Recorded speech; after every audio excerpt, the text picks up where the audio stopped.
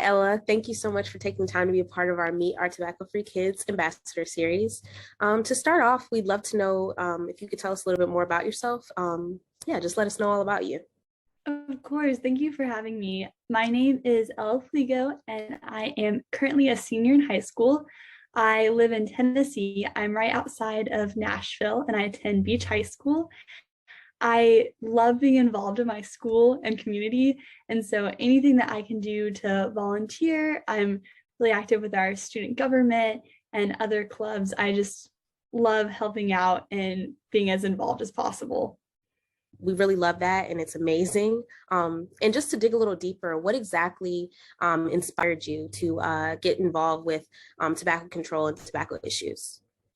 I like to say that it kind of found me, growing up or getting into high school, you hear about clubs or like choir or band, and you never hear about, oh, tobacco prevention club. Like that wasn't something that was on my radar.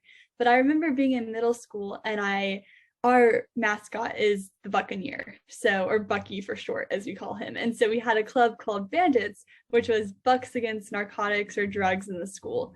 And so I joined that in eighth grade. And from there, I got to learn a little bit more about the issues and just become more aware of what was going on. And then when I got into high school, one of the first organizations that I joined was STARS, and that was Students Taking a Right Stand. I have a really amazing sponsor that was able just to teach me a lot and get me super involved. And so I became chair of our mental health committee. I helped out a lot with Red Ribbon Week. I went around and gave presentations to middle schoolers and elementary school kids. And from there, my sophomore year, I was invited to apply to be an ambassador for my Tennessee Department of Health. And that was really when me and a couple other friends just hit the ground running, doing as much as we could with tobacco prevention because we saw it every day and we saw how it was impacting our friends. And we learned about the marketing tactics of big tobacco and how much harm it was doing. And it was almost like at that point, I had to keep going because I knew that it was up to me and my friends to make a difference. Definitely, that's so amazing. And so, like you mentioned, like a lot about feeling like you had to move forward and you had to keep, persisting. So, what do you think? Do you think that that contributes to making you an effective ambassador, or what are the things that you think encompasses being an effective ambassador, and what makes being an advocate so important and so impactful? You have to have a lot of resilience. People love to tell you no over and over again, or they don't realize why you're advocating for the issues that you are, or you hear you're just a kid. What do you really know? Why is this important? And you just can't let that get you down. You have to be as persistent as possible.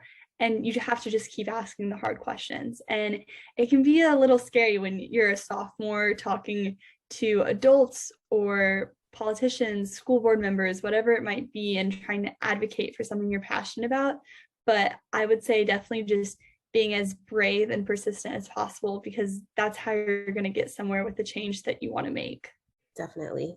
Um, Another question, what's been your biggest accomplishment, like a personal accomplishment that you feel like, wow, like in my advocacy efforts, I could really say that this is one of my biggest goals and this was something I was super excited to achieve or to work on.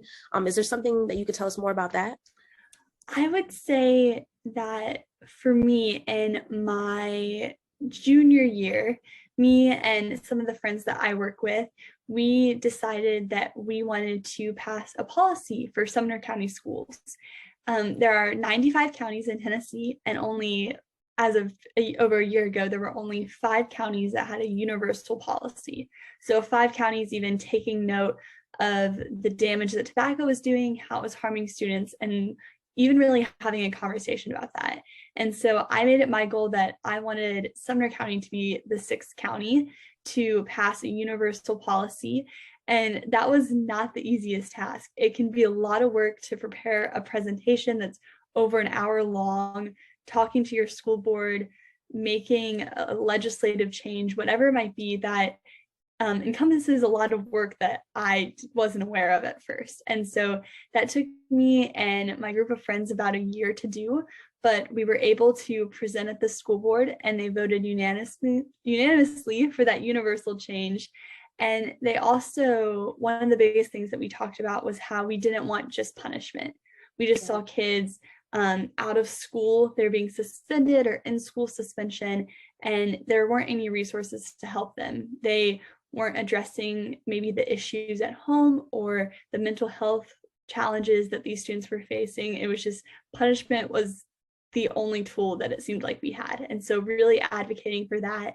And through that, with Tobacco for Kids, I was recognized as one of the group youth advocates of the year. And so that's definitely one of my biggest accomplishments, being able to go to DC and meet these other change makers. And it just made me want to set even more goals to accomplish. I'm hearing a lot about like, there's a lot about community elements in there and making sure that, you can be kind of like a voice amongst your peers, and like you're able to be on the ground and see like what's actually happening, what's people are experiencing. So I guess to piggyback off that, you mentioned like there's a mental health piece to this, and peers feeling maybe pressures or stressors.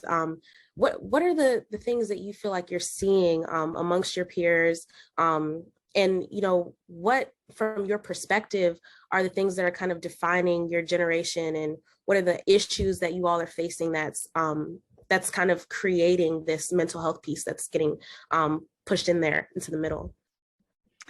I would say that it is very hard to be a teenager today. I think that's one of the biggest things we've seen in comparison to other generations is how difficult that it is just to grow up. I think there's a few things that contribute to that. I would definitely say we have known technology and social media since the time we were born. I don't remember a time that cell phones weren't around or that I couldn't Google what I was curious about. It's what I've grown up with. And with social media comes a lot of comparison. Also with cyberbullying, people become very different when they're behind a screen or they're hiding behind their phone or laptop. And so dealing with that, because it used to be you'd come home and the bullying would stop, but now it can follow you 24/7. I think that has contributed to a lot of self-esteem issues that just kind of turn over into mental health issues as well. I would also say that two defying things for Generation Z would be the COVID-19 pandemic and the gun violence that we're seeing. And so the rate and just the amount of school shootings that happen on a daily, monthly, yearly basis is more than we've ever seen before. And that's a lot to deal with while you're developing and trying to navigate relationships in school and what college you're going to go to. And I think that is what has made mental health rates a little bit or significantly lower than they had been before. And I also think that as a generation, we're more self-aware. A lot of people, I think one of the biggest misconceptions about us is they like to refer to us as snowflakes or sensitive or we can't handle anything. But I think it's that we stand up for everything now, not that we can't handle anything. It's that we just don't let things slide past and we want to address every issue that there is. And so with that comes us saying, depression, anxiety, all of that is real and we need to do something about it because it's not normal to just feel this way every day. And so that's what we're trying to all address. Right. And are you seeing that as like also like playing into why like tobacco use is really like running rampant amongst your generation as well, with big tobacco preying on kids? Like, are you seeing that as like the mental health piece kind of feeding into that and contributing to it as well? Definitely. I did a presentation probably about 6 months ago, and I was in charge of researching the ways that big tobacco uses marketing tactics to target different groups.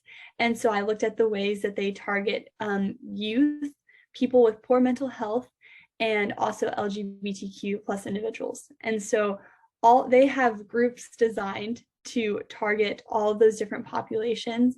And if you're already struggling and you're hitting a low, you're going to look for any resource that you can to help that. And a lot of times we see where youth are turning to the wrong resources or substances because that's what they believe will truly help them through the marketing tactics or the things that they've been told. And so I guess one of my biggest jobs is just to give other resources to youth and teach that this isn't the best thing that you can turn to, because it actually does the opposite of what you're wanting it to do. So, to piggyback off of this and kind of bring it to like a more, lighthearted end, I mean, what advice I think would you give to your peers who are under a lot of pressure? What uplifting, word of advice could you like lend to them if you could? I think I would empathize with them. Um, a lot of times we hear adults say, "What do you have to be stressed about?" Or "It's not that bad." But I would recognize the fact that we do have a lot to be stressed about, and that at times it can feel overwhelming and almost suffocating. So I would definitely just recognize those feelings that they're having. And I would also just say that they are enough.